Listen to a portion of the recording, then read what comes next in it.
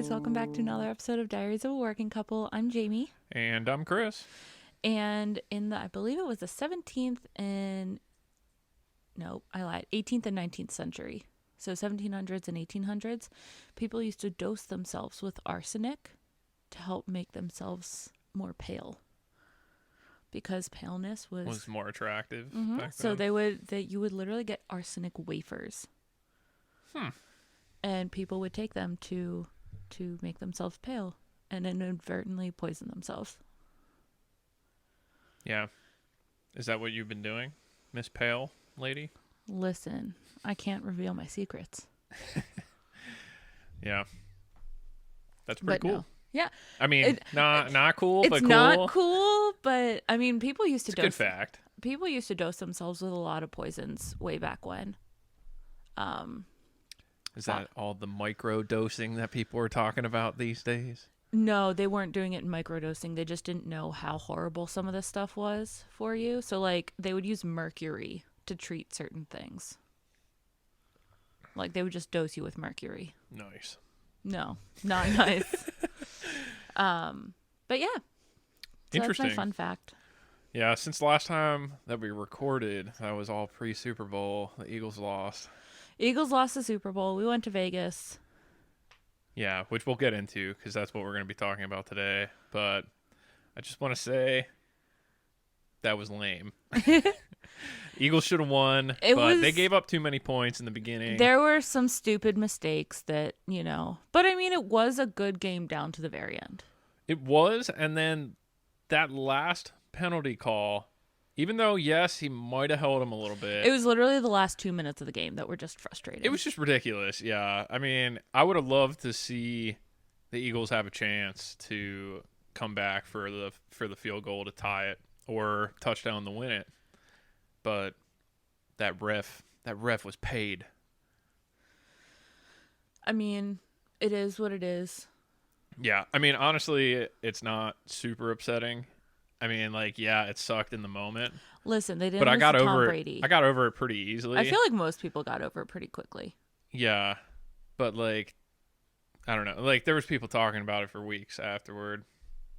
Were there really? Yeah, everybody's criticizing whether that penalty should have been called and everything. And I mean, maybe there's some valid points, but I'm just like, all right, I got other life things to do, so let's move on. Yeah. So, yeah, sad, but we'll get them next year. Yep. I was going to say it's not, I don't know. It's not as big of a letdown as I feel like it could have been. Yeah, it just sucks. I really wanted Pop-Up to see another Super Bowl win, and there's a very good chance that it could happen again next year, but it's just we were so close this time. Yeah. So, like, I was really rooting for him, specifically for Pop-Up, but, 95 or so is the new 65. So Sure. Listen. So he'll be cheering them on next year. Yes, he will. Yeah, so Vegas. Yeah. Vegas happened. Yeah. It was epic. We lost a lot of money. We did, but we budgeted to lose a lot of money. Yeah. So it's okay. You have to go out to Vegas with the mindset that you're going to lose, and you need to predetermine how much money you're going to lose before you go out. Yeah, so we went out and first of all, when we went out, we took cash out with us. And we were like, this is what we are spending here. You really don't want to be the person that goes to the ATM. It's just a bad habit. It's a horrible habit, and it's a very slippery slope. And yeah, you get a few drinks, you're feeling good at the table. That one night when we were playing craps with Zach and he at the ATM, I was really thinking about grabbing more money. I thought about grabbing more money, but then I realized I didn't have my debit card. Which was good because you would have absolutely grabbed more money. Yeah, and I was like, okay, well, this is what I got. So let's start with. All right, let's start at the beginning. Yeah, when did we leave? It was so Wednesday we left morning. Wednesday morning. We got to the airport. The parking lot that we used to park our car in was surprisingly very easy. Yeah, it was awesome. I forget what it was called. Wally Park. Wally Park. Yeah. It was like less than a mile away from the airport. The bus or like The shuttle. the shuttle followed us to where we parked, and we just got out of our car, grabbed our bags, and the guy loaded them up in the shuttle, and then we went straight from our car to the airport. Mm-hmm. Took, I don't know, less than 5 minutes probably. Yeah. From the time that we parked to get to the airport, which we were budgeting about 30 minutes for that. So we were definitely... Honestly, you never know when it comes to park, like, you never know when it comes to traffic in Philly. You just really don't know.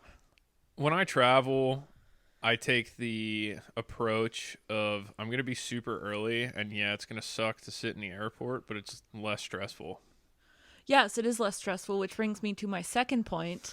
We were in the... Oh, yeah, okay, yeah. What? Oh, you weren't done with the parking lot? Or the... No, it's okay. We took the What? shuttle over, and now we're ready to go through security. We were ready to go through security, and this guy, like 2 or 3 people ahead of us, was trying to go through security at 6 a.m. for a 6:30 flight that was leaving on the, like, opposite end of the airport. This guy had to be in shambles mentally inside his head. On the outside, he's got an awesome poker face because he looked like he was not concerned. Like, he looked a little bit concerned when the TSA agent told him that he needs to start walking to the next terminal. I saw a little bit of concern on his face, but like I would have been freaking out if this were me.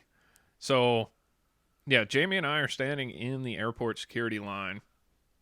This guy, a few people ahead, is talking to the TSA agent, and the TSA agent is telling him, I need to see your boarding pass.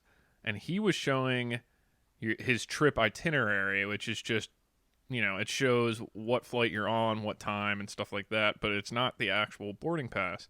In order to get your boarding pass, you have to check in for your flight, and then they give you the barcode or whatever for your boarding pass.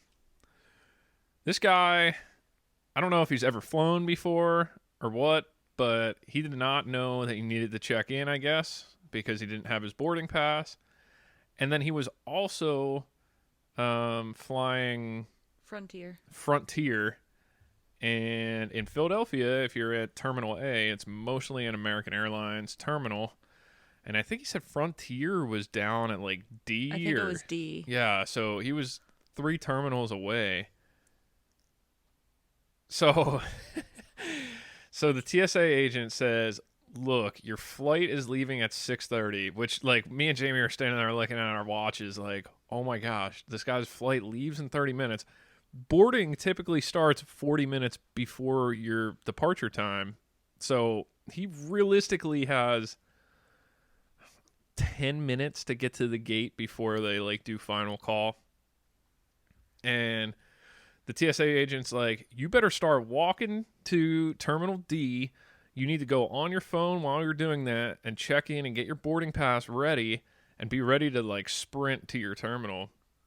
And he just did not look super concerned. He looked like low-key bummed. Like, man. Jamie and I probably looked more nervous hearing it. I was literally ready to throw up for him because I was so nervous. Like, if that were me, game over.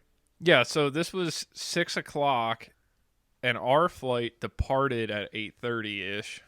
Yeah. And we're in the security line, and he's in the same spot, but his flight departs at 6:30. Just wild. I can't imagine living my life like that. Like, that would stress me out. I mean, granted, it's Frontier. They're pretty cheap tickets, right? They are. Yeah, it's probably like, I don't know. It really depends on where he's going, but that is true. Typically, if I'm looking for super cheap flights, Frontier is the airline. Frontier and Spirit, I feel like, are the... Yeah, and usually, those tickets are like between $40 and $100. Yeah. Depending on where you're going. That is true. Which is cheap compared to, like, American, where you might be paying $400 to fly somewhere, or Southwest, or something like that. So, yeah, I guess if you look at it that way, if he misses his flight... I mean, it's not like he's out a lot of money if they give him a hard time. Well, it depends where he's going, right? He might have... like a connecting or something. Oh, or he that might would have sucked. Well, that could suck, but also, like, he might have an Airbnb for vacation or something for $1,200 for the week or something, and now he's missing days or, possibly, hours if he can get a flight the same day. That is true. I didn't even think about that, but that just It's just like it's a vacation ruiner from the start, yeah, that's not a or good way to. That's a day ruiner. Like yeah, I not guess even this. we can't assume that he's going on a vacation, right? I mean, it is like a Wednesday. Maybe I can't say he's flying for work though, because typically, if you're flying for work, they get you better than Frontier. You never know. Maybe he's self-employed. Maybe. You don't know. But yeah, that was really stressing me out. And the lady in front of us was like, he did it to himself. And I was like, I know, but like, if that were me, done. Done. I can't take that stress. So that's why Jamie and I showed up at 6 for our 8:40 flight or whatever. So we had plenty of time in the airport. We did. The security line was pretty short, which was nice. It was even shorter for you. It was a little shorter for me because I have global entry for work, which gives me the ability to go through an express customs line if I'm coming into the I didn't country. think you had global entry. I thought you just had TSA pre-check. No, I have both. Ugh. So I'm So- like a super peasant. Yeah, so if I fly out of the country and then come back, or if I go on a cruise and then come back, which like I had global entry when we came back from our cruise, but I wasn't going to just leave you there. Which I Plus the appreciate. customs line wasn't that long. It wasn't bad. But yeah, so I have global entry, which comes with TSA pre-check. And usually when I book tickets for a party of people, I thought TSA pre-check also applies to those people. Turns out, nope. So luckily we were on the same line because it was so short. And then the TSA agent just gave me a piece of paper that told the TSA agents that we would walk to later that I'm pre-check. And the only difference was I don't have to take my shoes off. I don't have to take any electronics out of my bag, which I didn't have any. And I got to just walk through a normal metal detector as opposed to doing the full body scan. Yeah, I still had to do all that. Yeah, but I got through a little faster than you. Yeah, but it wasn't too bad. Yeah, not bad. So, yeah, we got through security, and we just sat around. Yeah, we literally just hung out. We got Dunkin', Yeah, we got some donkeys. which, like, you know, can't go wrong with a bacon, egg, and cheese. No, Or sausage, egg, and cheese. I think I did sausage, egg, and cheese. I don't know what you did. Yeah. The flight out there was long. Hold on. Can we just talk about boarding groups for a hot second? Okay, yeah. It was just, this isn't anything like super major. I just thought it was like annoying. So Chris is, So what boarding group are you, ma'am? I was boarding group 9, but I always board with you. Yeah, so I was boarding group 6. So American has boarding groups 1 through 4, which are their priority boarding groups. Usually that's members with status. They typically, at the same time that they call for 1 through 4, they also let active military and Families traveling with children. families traveling with children, people with physical disabilities. Like mobility issues. Yeah. And then group 5 is the first of the, I don't know, what is it, like normal boarding groups, I guess. The less privileged. Yeah. I don't know. And Just then, the regular stuff. And then regular I was people. 6. Now, Jamie was 9. And your ticket said basic economy on it. Like, Yes. they wanted to throw you under the bus. They really wanted to make sure They were that, like- that I knew I was riding with the cargo if they didn't have a seat for me. Yeah, and then they made an announcement saying that if you have a boarding pass which does not have a boarding group on it, please board with group 7. So literally everyone and their brother got to go before me. If you abide by your group number. If you abide by your But- group number, which we did not. Well, American I did not. American tells you that if multiple people in your party have different boarding numbers, you board with the person who boards first. They say that. Oh, okay. Well, that makes me feel better So about technically, you're group 6. that makes me feel better about it. but But yeah, they were. we never boarded with group 6. We always board with group 5. Hot take. Because, I'm sure some people that are in group 5 would probably be a little pissed off, or people that are in group 6 that, those people that line up, waiting for them to call group 6 so they can run up to the beginning of the line. American doesn't check your boarding group number, as far as I'm aware, when they hit the normal boarding pass numbers. Now, they do say that you can board with somebody in your party who is on an earlier boarding group. How do they know whose party you're a part of? That kind of makes it like a gray area, because, everybody, when they call for group 5, if the person in front of me is also group 5 and they scan their boarding pass, then I go and scan mine, who's to say that I'm not, part of this person's party? Are they going to hold up the whole line of a boarding aircraft to ask me, and then if I'm not, make me walk all the way off or do whatever? That would be so embarrassing. So, yeah, anytime that they call group 5, I usually let most of group 5 go first. So that way, it's not as bad. Well, and so my opinion on this is that I understand, like, doing boarding groups is helpful for, like, keeping some semblance of order while boarding the plane. However, if you have your seats assigned, like, I know I've been on aircrafts before where you don't get an assigned... Southwest. Yeah, I was going to say, I think Southwest does it. You don't get an assigned seat. You're either, like, business class or coach or whatever they call it, and you just go in and you pick your seats. Mm-hmm. And so I could definitely see that being more stressful and, like, people, like, ambushing the plane. But, like, American, your seats are assigned. You know where you're sitting. So It's not that simple, though, because there's only limited above head storage for your carry-ons. And I've been on flights for work and stuff where, there's like 20 people that are checking their bags because they don't have enough overhead storage.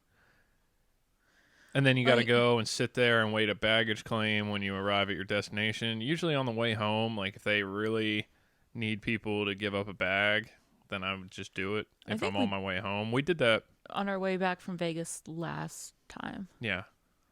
But I mean, like, I've gotten on the plane sometimes at work, and it's usually because people are dicks.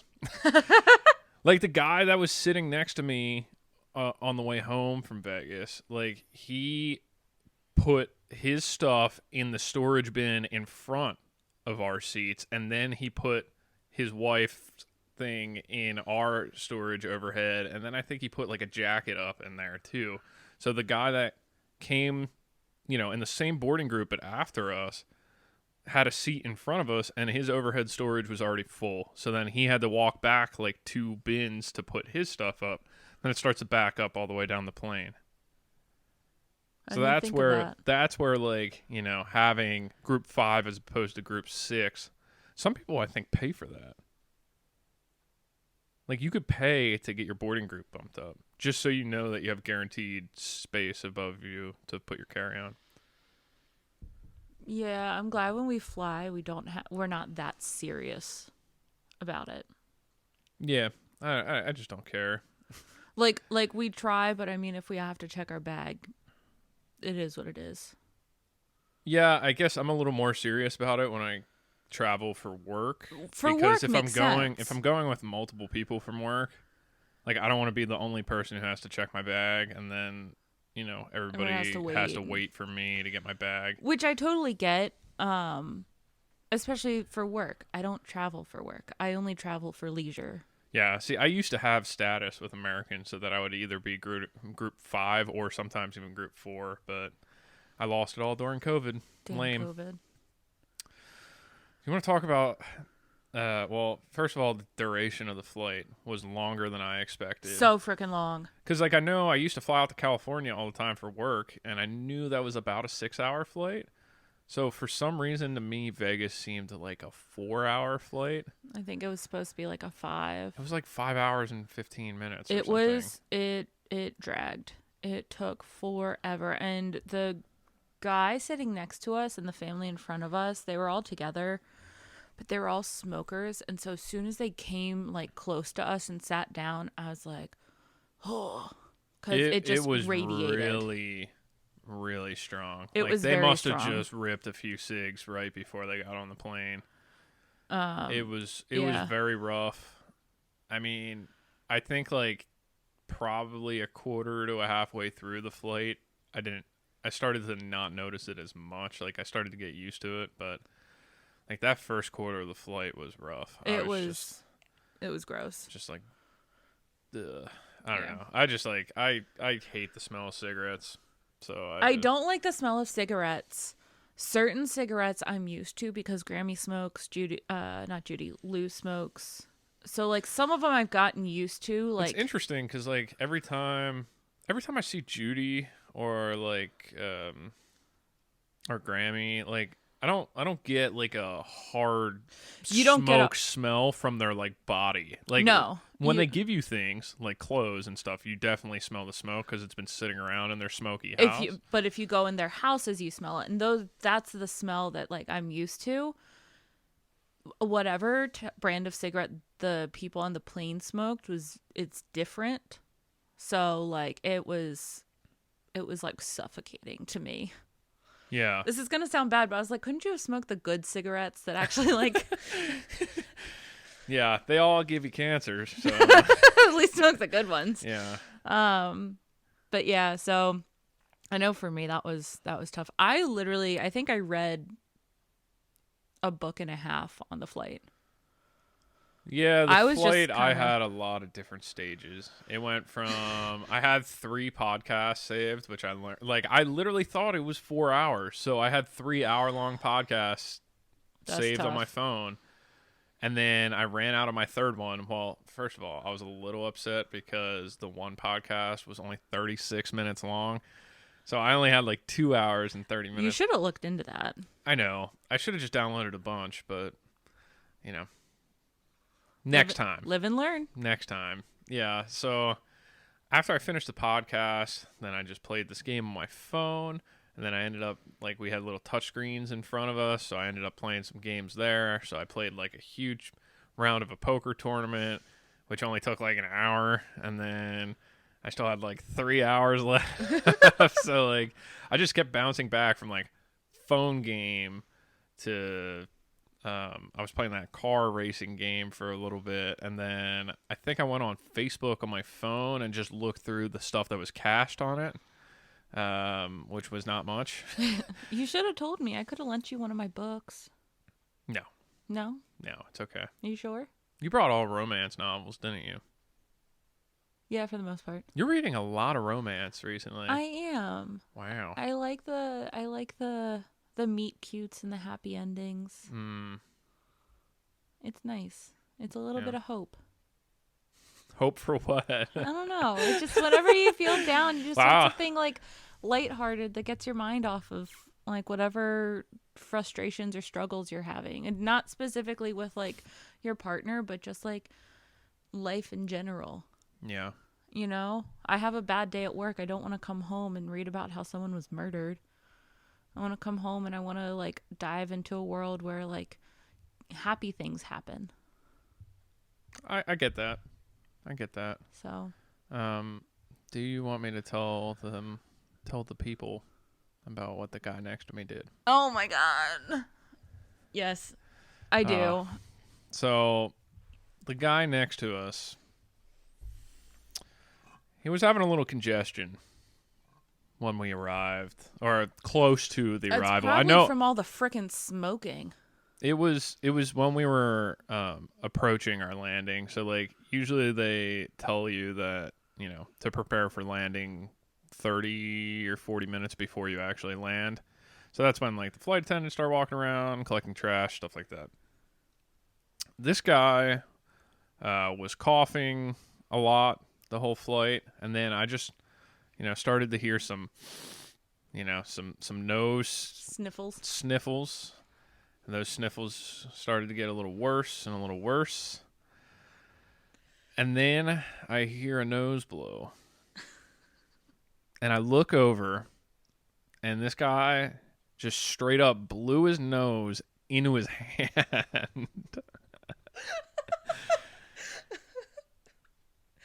Okay, so like that's gross. I've never seen that on a flight before. But how you've can seen it outside of a flight? how can you make this grosser? Well, this guy knew the exact answer. So after he was done blowing his nose in his hand, he went and grabbed the tissue. I didn't know. No, he didn't grab a tissue. You didn't tell me that part. No, I'm just kidding. He wiped it onto the seat. Like right in between his legs, he just reached his hand down and wiped it on the seat.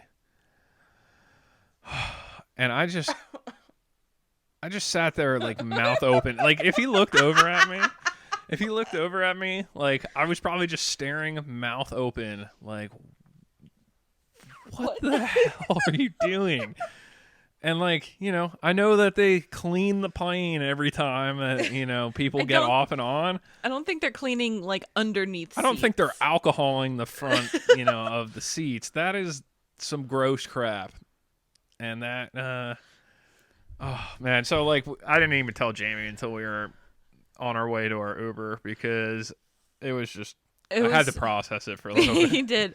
And yes, that was really gross. But when I thought about it, I was like, okay, we're going to have to fly home. Literally don't touch anything on the seat other than where your butt is sitting. That's how I like rationalized it. It was something. It's like they give you a little napkin with your soda and stuff. He had napkins because he had a whole freaking sub in front of him before we even took off. That's right. Yeah, he had a full hoagie leaving the airport. So, he didn't. I think that he just wanted, I think he got on the plane with the goal of, I'm gonna smear some snot on the on the seat here on Man, what a way to wake up. on row 13 of American Airlines flight to Las Vegas. Yeah, that was pretty gross. But eventually we landed. We did. And you get the good old vibes of Vegas and the Vegas airport because there's slot machines all over the place and a lot of people just draining their life savings into that. We didn't even make it out of baggage claim, and there were people just sitting there like they looked like they had been posted up for a while, just like using the slot machines there.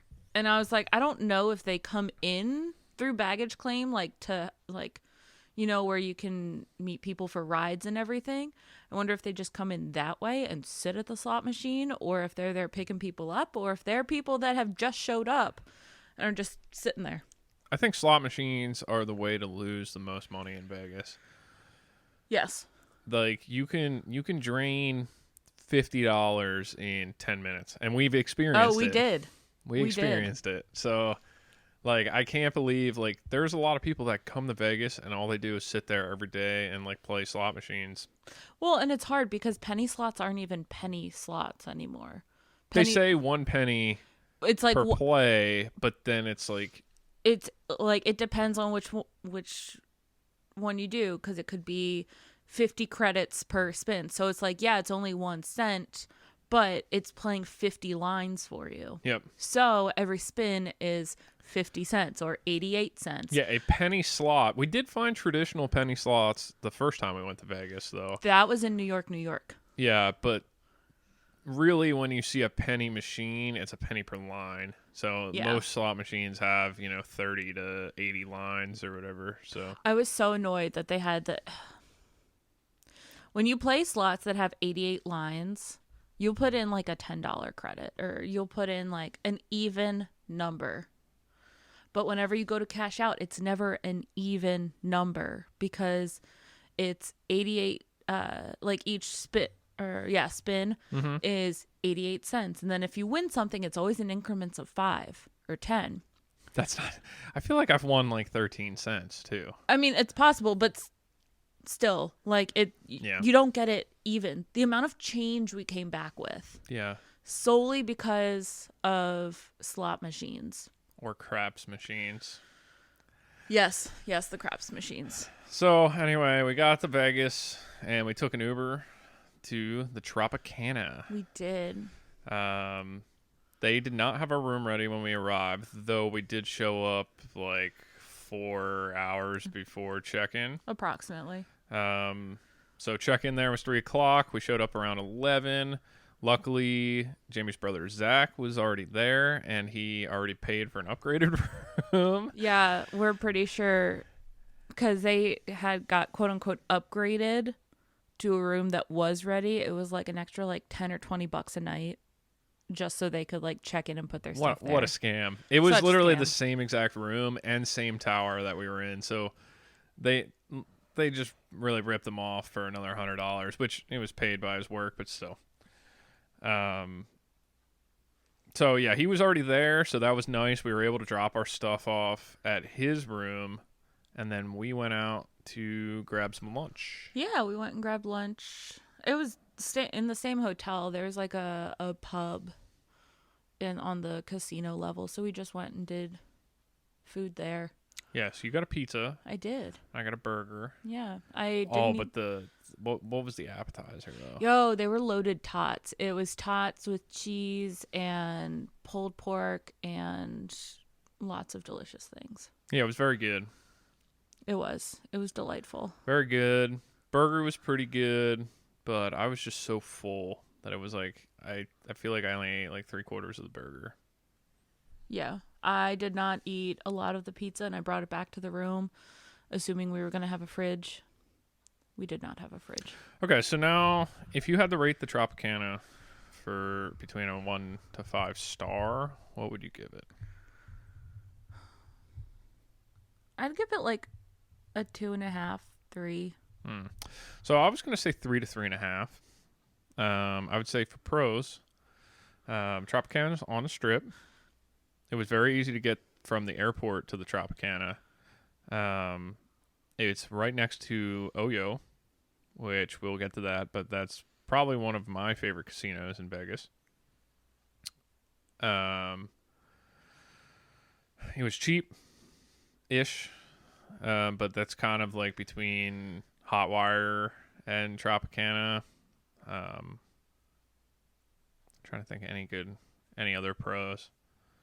So I'm starting to think of cons already.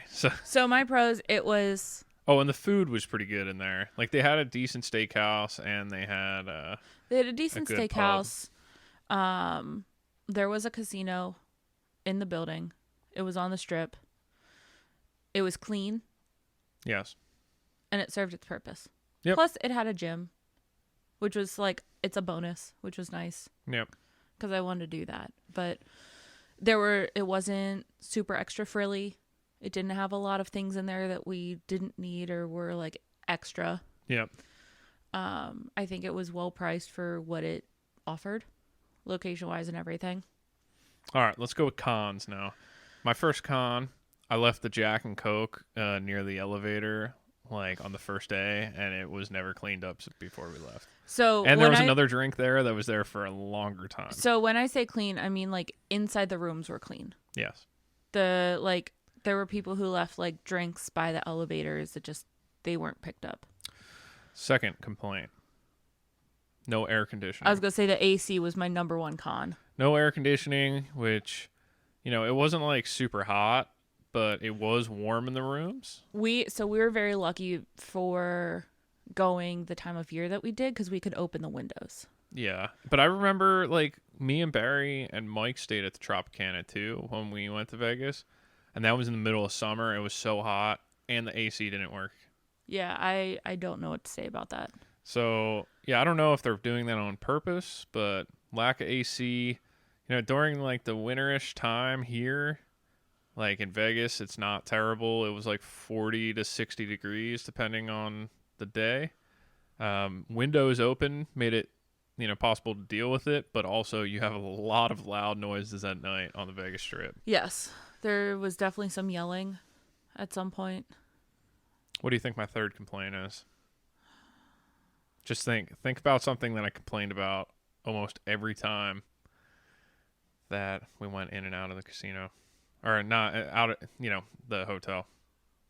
I don't know. Think close to the elevators. The craps table? No. Every single time I pressed a freaking button for the elevators or for the rooms, I would get a huge shock. And I think it's just the specific carpets that they have or something just static electricity out of control, or also it means that it's very dry. I was gonna say, yeah. I was gonna say, for in regards to carpets, I can't imagine them shutting it down to change the carpets out. You know what though? It probably has to do with the lack of AC, right? Like I feel like AC brings humidity into the air. And Not like, necessarily. no, or is the Well, opposite way? well, Does it think take about it it. away? Well, I mean, it's not specifically one way or the other, but if you think about the location of Vegas as is, like, it's in a desert. I know. It's all very, very dry. They get precipitation maybe 6 days out of the entire year. I could say there was more than 5 times where I went to press the elevator button, and it also happened on our door handle too, going into the room. But I saw a visible arc between my finger and the button. Yeah. It was kind of annoying. That is annoying. I remember when I was at the gym, I would be on the treadmill, and every time my arm would get close to the arms of the machine, yeah, or whatever, I would like feel a little shock. But it's possible that it's just part of being in Vegas. Like maybe that's just the climate there. that is true. So when we first went, we never used elevators. We did not. We stayed at a motel. Yes, and it was all stairs. Yes. Any other complaints? Not really. I think my biggest thing, like I said, it served its purpose. I just wish we would have had air conditioning like that. And a fridge. The fridge would have been nice. It wasn't 100% necessary. The AC was my biggest thing, just because I was so hot. Like, I'd wear a sweatshirt around, and then we'd get up to the room, and I would be sweating, like, as soon as I walked in. The heat, like, hits you. Yeah. So, it was ridiculously uncomfortable. Yeah. So I kind of skipped by when we checked in, but we did have a funny experience when we checked in. There was a very obviously intoxicated man there. And what did he ask you? He was real. Can you do it in the voice? I don't know if I can do it in the voice. It's been so long since I met him. Yeah. But literally, this guy, he's standing in line at check-in. We're standing there too. We had just come back from lunch, so I'm holding my spare pizza. He's got a like high noon in his hand. His eyes are already like half open. Like, he's visibly intoxicated. He's like, "Hey, where'd you get the pizza?" And I'm just like, oh, this is gonna be a very interesting conversation. Yeah, I kind of took the Philly approach of like where I was just gonna politely ignore him, like I would a homeless person. but then he really started to try and engage us in the conversation, and he was just telling us about his experience in Vegas. So he's staying at the Tropicana. He is.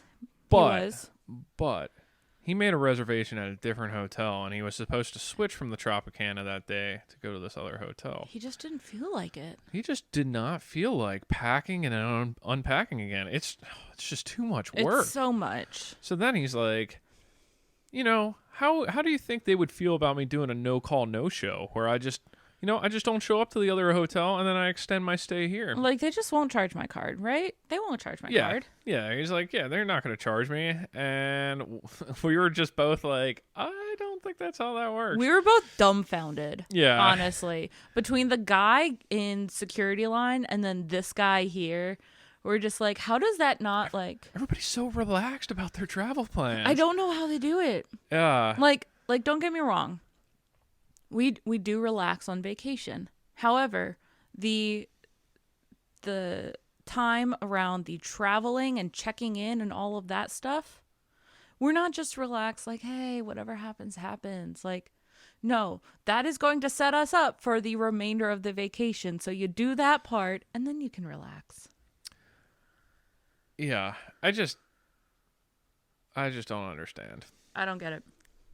It stressed me out. Yeah. Anyway, so he extended his stay, which I think you said you ran into him later, right?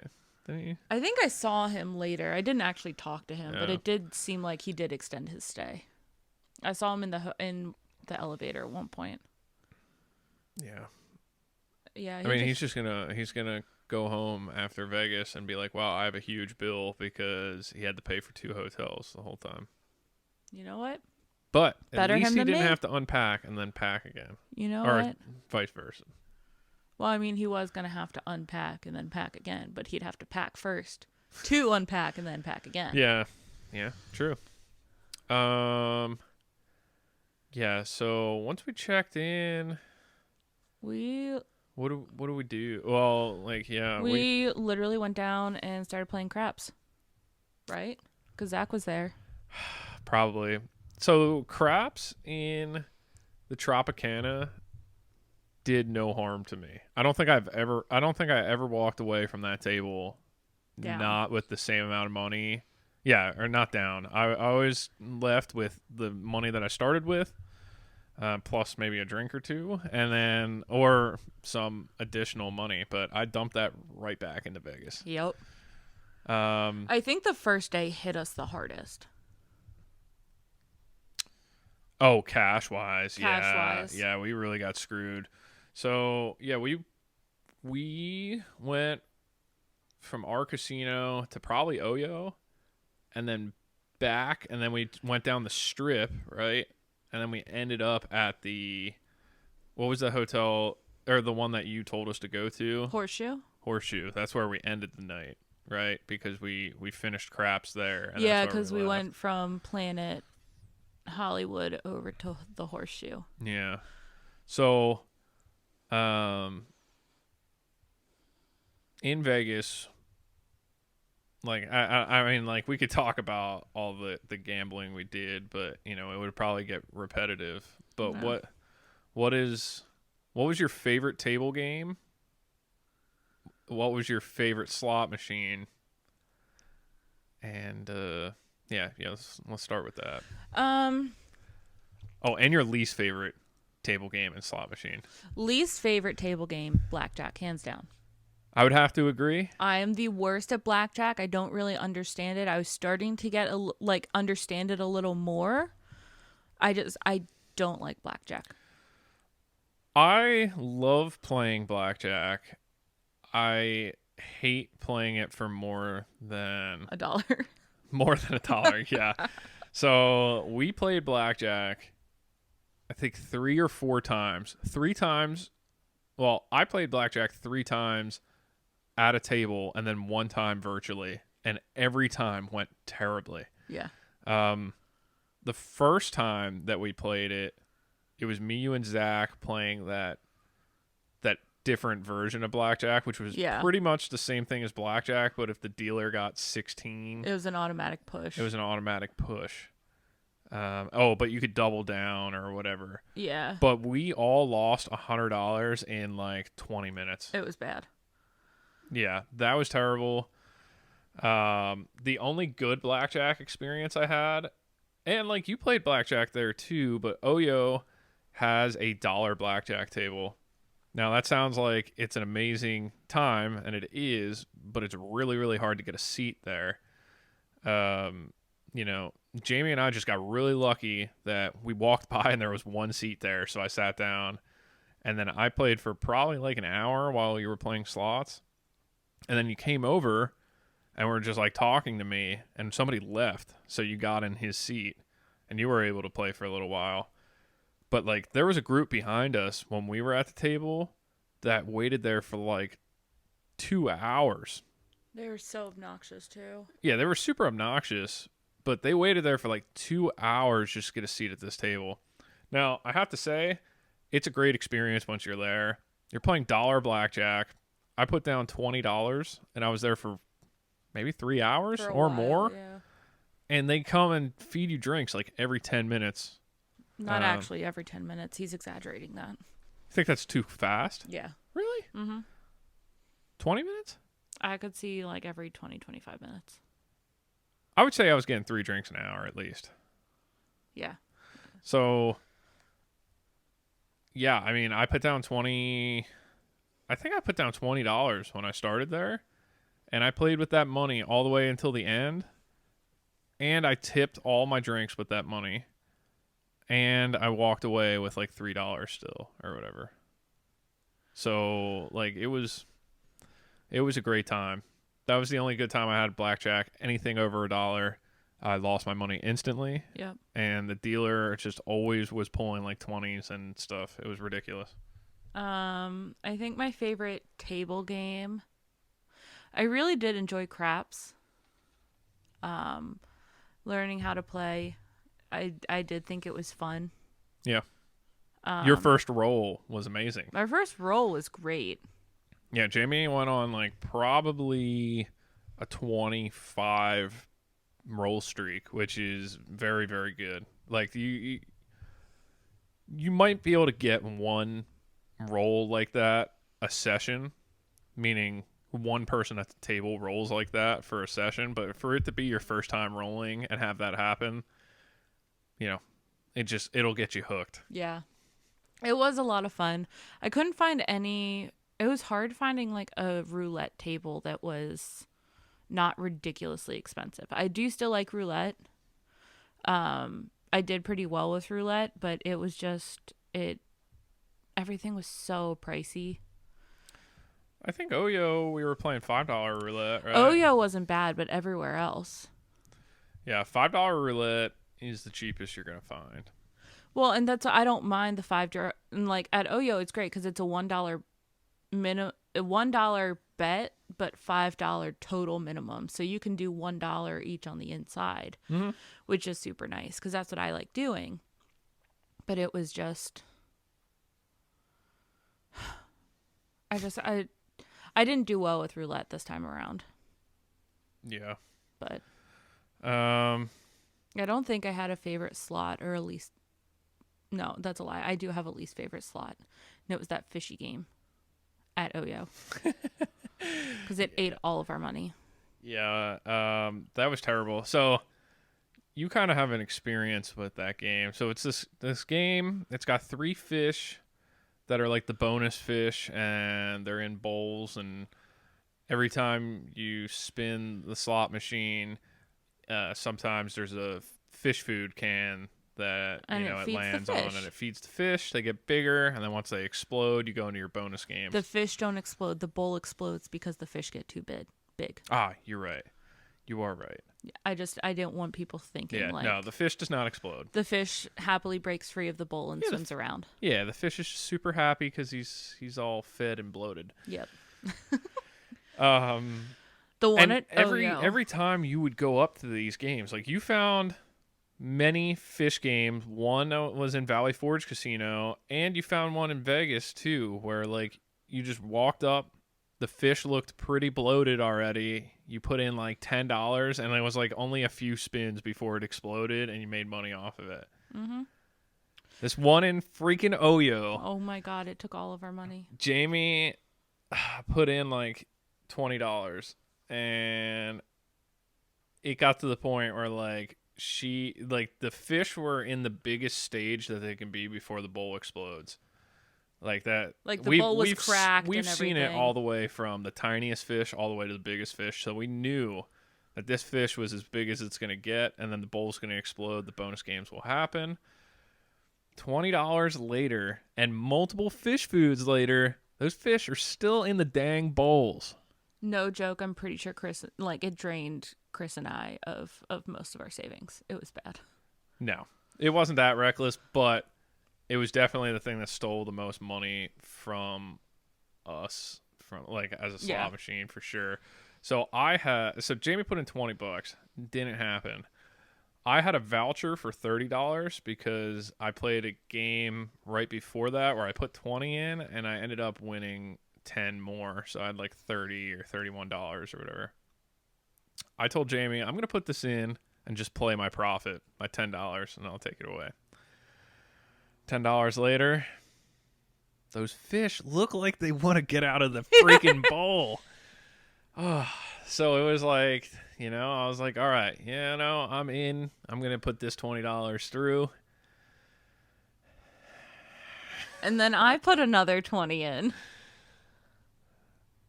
I think I put another 10 in. You sound so ashamed. And then we left and came back and put more money in and still didn't get it. Yes. Yeah. Well, you put 20 in. I put my 30 in. Mm-hmm. And then when I was getting to the end of my 30, you went and got more change. You brought back a 20. Or, like, Yeah, because I had to break a bill. you brought back a 20, put it in, did not get it. And that's when we were like, all right, we're leaving. And then we left and either, I don't know if we went somewhere else or if we just I think tried a we played different craps table. or something Yeah. for a little while. Because Zach came. Right?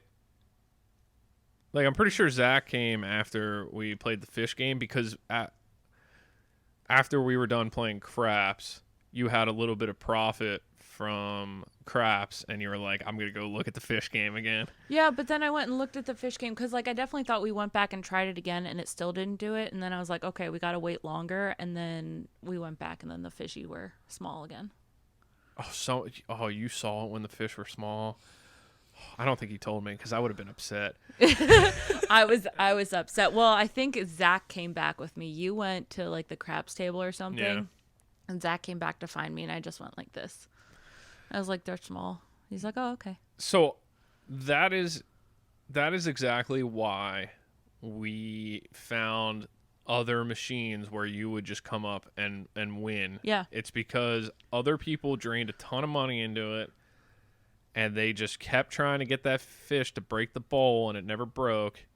And then, they were like finally like, all right, we're giving up on this. And then that's when you find the machine. Yep. And you take in the profit of, like, I don't know. If it would have won the bonus games or whatever, we probably only would have made like $20 out of the 60 that we put in trying to get it. Yeah, but yeah, that was my least favorite. I don't think I had a favorite slot machine though. It's kind of interesting though because in the moment, like, I was so frustrated with that machine. Mm-hmm. It's hard to walk away. I know, and I was frustrated, and I but I wasn't like, I was still having a good time. Oh, yeah. Right? Like, that's a good memory for us to have, even though, like, we didn't win, and it was a pain in the ass. We're literally sitting there every time the food shaker, like, comes out and feeds the fish, and the bowl doesn't explode. We're like, this is bullshit. And then we hit the button again. Yeah. So, for me, like, slot machines, I didn't really play the slot machines much at all. Yeah, slots are kind of my thing. I just kind of, I told the one girl at work, I was like, oh yeah, I just like I like find a machine that speaks to me and like goes to it. And she's like, do the machines actually speak to you? And I was like, no, I'm not that certifiable. It's extremely impressive how often you go up to a machine and you put in like less than $5 and still walk away with a $10 plus profit. For some reason, however you pick your machines, or if it's just extremely lucky. I did that at Ellis Island a bunch. Oh yeah, that was like 3 times in a row. Yeah. We were like ready to leave. You're just like, oh, I like that machine. I'm gonna go put some money in it. And it was like, third spin, you win a bunch of money, which I'm saying like a bunch, but it was probably like $10-15 or whatever. Which, if you look at it for a penny slot, when I'm only putting 50 to 88 cents into it, $10-15 is a pretty great return on investment. Oh, for sure. And then I remember you did that. I would go and cash it out. You would cash it out, and then somebody would say something like, I think it was I think Kelly had to go cash out her chips. or she wanted to check her card balance or whatever, like Yeah. her reward card balance. And then you did it again. You were like found another machine. And then someone had to go to the bathroom. Kelly had to go to the bathroom. And you sat down, and me and Zach were just like we're already shaking our heads because we're like, you just did it twice, and we're like, she's gonna do it again. First freaking spin, you win like $20, and I'm just like, what? I don't know. It's just I get a pull, A vibe. a vibe. A vibe. It passes the vibe check. Yeah. Is that what the kids are saying nowadays? I don't know. But the vibes are there. Yeah. So yeah, for me, I don't have. I like favorites. My favorite slot machine and my worst slot machine are the fish game. The fishies. Good memories, but also freaking bullshit, man. Table? Yeah, blackjack table, obvious answer for worst. Yeah, terrible. I mean, even at what was it, the Luxor? Me and Zach went to the craps table. He put down $50. I put down $100, and it was a $15 craps table. $100 doesn't get you much. Doesn't get you much at all. Zach lost his 50 like so quick, so quick. I lost 60 pretty quick, and then I took my 40, and I was like, I'm going to take this away because I know 100% I'm going to lose it if this is the way it's going. And I should have cashed out, but I didn't. And then Kelly was sitting at a blackjack table, and I was like, all right, I think it was a $15 blackjack table. So I was like, all right, I got 2 shots. I got 20 and 20. And I sat down, first 20, it was like I got a 19 and the dealer had a 20. I was like, of course, lose that. Typical. The second 20, it was like first hand with it, I got a 20. Dealer had like a 4 showing. She hits a 20. It pushes. The next time, I got like an 18. Dealer gets an 18. Push. I pushed like 3 or 4 times. And then the losing hand, I had 20, and dealer got 21. That's so annoying. Not even a blackjack 21, like worked their way up to a 21. That's so annoying. It like that was the last blackjack session that we played, or that I played, other than that virtual blackjack, I believe. Because the luck, yeah. That was the last time, and that was like... No, I thought that the dollar blackjack with the super obnoxious like alcohol induced Was this the same night? I think that was the same because Zach wasn't there. I think I that don't was count just that, but that table was like brutal. This is it for me for blackjack.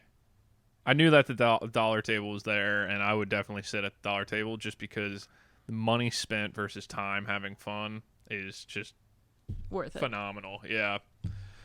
But I mean, like even if you lose every hand at that table, to lose $20 is over 20 minutes probably. All right. So we gambled. We gambled a lot. We didn't see any shows. We were talking about seeing a show, but then we were just going to be too tired. Yeah. Anything else you want to talk about gambling wise? I feel like they've heard enough gambling. No. I can definitely see how gambling can be addictive. Oh, for sure. Like there were many times when we were there where like, I had the urge to grab more money, and then I had to actively try and stop myself. So I could see how it could be addicting, but like, like I said before, it's just unbelievable that there's people. Well, first of all, there's people that go and sit down at like $25 blackjack tables. And if you're losing $25 a hand, like I was losing $5 a hand, we lost. There was a $10 table that we played the first blackjack at, right? I think so. It was $10 table, and we lost like $100 in like a few minutes. Yeah. Imagine $25 a bet, and that's the minimum bet. I mean, it's wild, and people sit there for hours. There's people sitting at slot machines for hours. Some people that just like that can't even walk to the slot machine. Like they ride a jazzy scooter over to the freaking slot machine and sit there for hours and hours and hours just pounding drinks at the same time. It's wild. Vegas is a wild place. It is. They're pulling in so much money. There's a reason why there's so many casinos there, and it's because they just pull in money. Yeah, but it's definitely, if you ever do plan on going to Vegas to gamble, take cash, don't take a debit card. Take cash, plan how much you're willing to lose for the whole trip, and then divide that between each day that you're there. Yeah. So like Jamie and I had X amount, and then we were there for 3 days that we could be gambling. So we took that X amount, divided it by 3, and that's what we would carry that amount of money out of the room every day. Yep. And that's what luckily the second day wasn't super hard on us. Second day was like kind of great. Like I think I was only down, which, you know, money is all relative, right? Like this amount of money might be shocking for some or not that much for others, but like I think I was only down like $60 or $50 on day 2. Yeah, I think I ended up being down 100 on day 2, Yeah. which was wonderful. Well, the first day was rough. First day was really rough. They took us for everything. Yeah. No, I still came back with some, but I think I came back with some too, but like it was not a pretty. yeah. Yeah, so we're getting close to time. I was going to have some honorable mentions of experiences that, you know, we can kind of just skim over, but Ellis Island was fun. Ellis Island was cool. It's off the strip though. Yeah, it was a decent walk to get there, but they had $5 craps. I think they had a $5 blackjack table. They had some pretty awesome slot machines. They had some good slot machines. It was a little like, you know, you would think that it's kind of like a more ghetto casino. Like it's more rundown. It's not as big and flashy as what you see on the strip. Yeah, it was a little more rough, but it was a good time. Hooters. Going to Hooters with the whole group, and Kelly's dad was kind of funny. He got a picture with all the Hooters girls. Yep. Obviously the card slappers. Oh my god. So there's these guys on the, like, real quick, you know, I'm not going to dive into it too deep, but there's these guys on the strip that promote different strip clubs and adult experiences. And they have these cards that they hand out, which usually have a phone number that you can call, and they'll like bring you to the club or whatever. None of us are interested in that. I feel like you know more about this than you should. I had the cards. All right. Anyway, so, you know, we're not interested in any of that, but it was funny that like Kelly's dad really wanted to go to the Hooters or whatever. And then these people are handing out these cards which have like pictures of naked women and stuff on them. So I was like, oh yeah. And then, you know, you would think that if you have a bunch of business card type things that you're trying to hand people, you just say like, here, would you like a card? Would you like a card? And hand them out. There's a few promoters on the strip that every single time that they're trying to hand you a ticket, they slap it against their hand and then try and hand it to you. And yeah. And it was just funny because, like, why? Like, what are you doing? Like, why? But why? But why? So, as we were walking back from the casinos one night, I said, first person to slap their card, I'm taking it. And I'm going to give it to Kelly's dad. Because, you know, I was like, if you want the more intense experience than Hooters, here you go. So, wouldn't you know, we're walking home, and this guy slaps the card. I'm like, give it here. And, wow, it was crude. It was very crude. Had some crude pictures on it. It was wonderful to know I that left my them husband... in Vegas. It was wonderful to know that my husband was carrying them around with him. Yeah, well, I tried to give them to Kelly's dad, and he was not interested. He politely declined. So, I ended up leaving them in my Starbucks bag at the hotel room. No, they're honorable. I did get my Starbucks mug. You did. I got my Starbucks your mug. Nevada one. My Nevada one. We had to hit 5 different Starbucks to get a Nevada one. They had Las Vegas ones, and they had University of Nevada, Las Vegas mugs, like a campus series. But we could not find just the regular Nevada one, but we finally did. Yeah. Anything else? Not that I can think of. We got to the hotel early. Steakhouse Was good. Really good dinner. The steak was huge. I mean, it was like they called it an 8-ounce filet, and it must have been 8 ounces after cooking, because typically when you get an 8-ounce steak, it's 8 ounces before they cook it. Usually it loses some, weight when they cook it, but this thing was beefy. It was all a la carte, though. Very expensive. So freaking good, It was really, really good. And, yeah, I was so stuffed afterward. I wanted to get dessert, like, when we first got there. Yeah. I was, like, planning on, starting with a salad, getting a steak, and then getting a dessert. There was No no way. way I was going to eat a dessert after that. It was so good. I literally just need to go back and lay in the room and just decompress for a little bit. Yeah. Yeah, we got to the airport on our last day without incident. We got there super early. We did. And then it was nice. We ate like breakfast at a restaurant in the airport. Yeah, we did.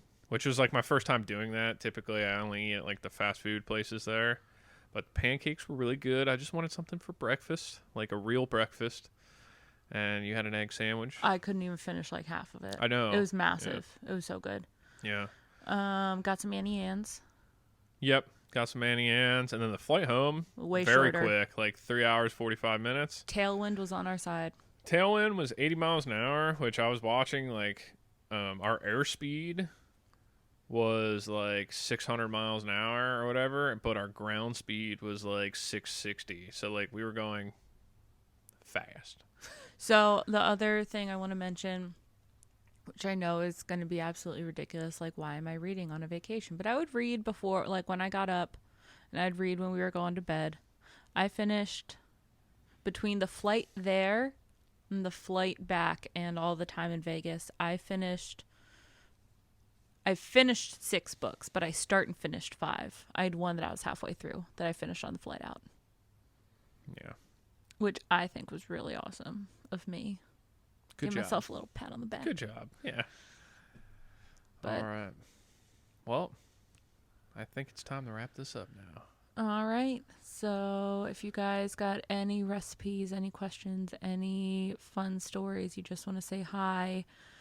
Any gambling stories? Anybody who took the card at Vegas and went? You know what? I don't know if I want to know those stories. Give us a shout. Send us an email at diariesofaworkingcouple@gmail.com or hit us up on Instagram at diariesofaworkingcouple. We didn't take any pictures in Vegas, so we didn't. Literally have nothing to upload to the Instagram. We were too busy living our life. You know what? Until next time, guys, just live your best life and live in the moment. Don't document everything. All right. See ya. Okay, bye, guys.